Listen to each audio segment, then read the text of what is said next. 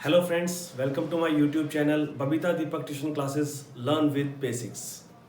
तो आज हम पढ़ते हैं एक ऐसा टॉपिक जो 9th क्लास का है और काफ़ी इंपॉर्टेंट भी है और ये आपके आगे तक बहुत काम आने वाला है। The name is universal law of gravitation.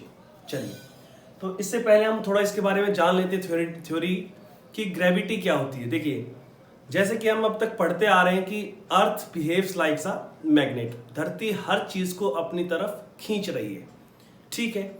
जैसे कि हम ये प्रैक्टिकली भी देख सकते हैं, हम कुछ भी चीज़ को गिराते हैं वो धरती की तरफ आती है, ठीक है।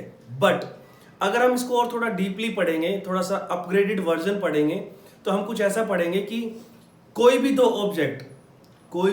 ऑब्जेक्ट आपस में एक दूसरे को अट्रैक्ट कर रहे हैं, that is gravity.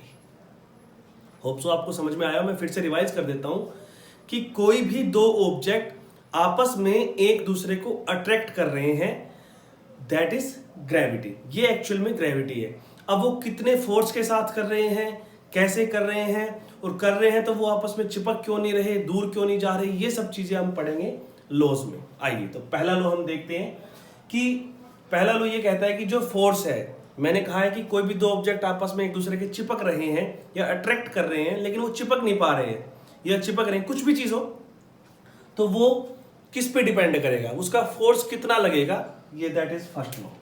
Yes, here it is. According to first law,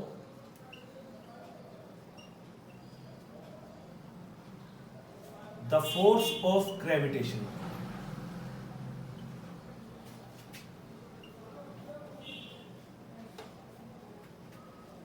is directly proportional to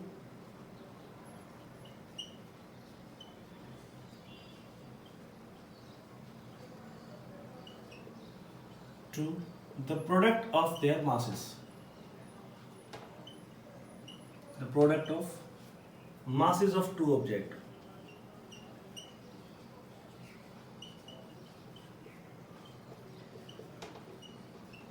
okay, इसको हम मैथमेटिकली लिखेंगे तो ऐसा कुछ लिखेंगे, F इज डायरेक्टली। ये हम देख लेते हैं। सपोज दैट एक ही ऑब्जेक्ट है A, इसका मास है m1, एक ही ऑब्जेक्ट है B, इसका मास है m2।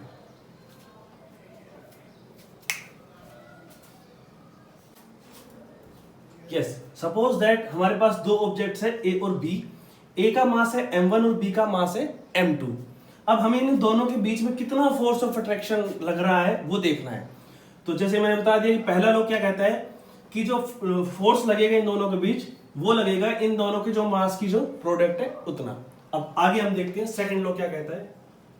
According to second law, force is inversely proportional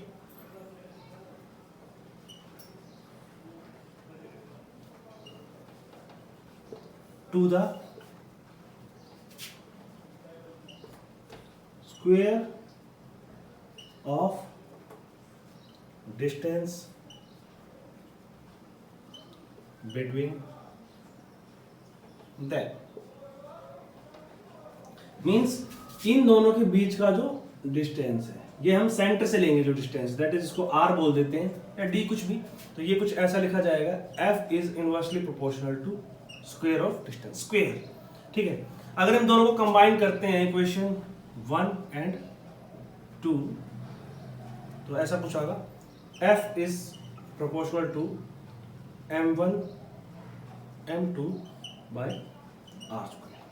okay, next अगर हम इसको प्रोपोर्शनल कांस्टेंट को हटाते हैं तो आएगा F is equal to G m1 m2 by r square. वहां पे G क्या है मैं लिख देता हूं, G इज ग्रेविटेशनल कांस्टेंट,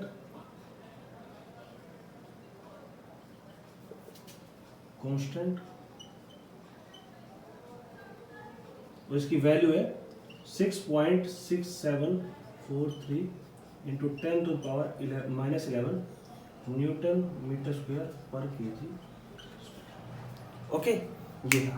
देखिए, तो मैं आपको फिर से एक बार रिवाइज करवा देता हूं कि यूनिवर्सल लॉ ऑफ ग्रेविटेशन ये कहता है, according to its first law, हमें ये पता लगाना है कि कोई भी दो ऑब्जेक्ट आपस में कितने फोर्स के साथ अट्रैक्ट हो रहे हैं।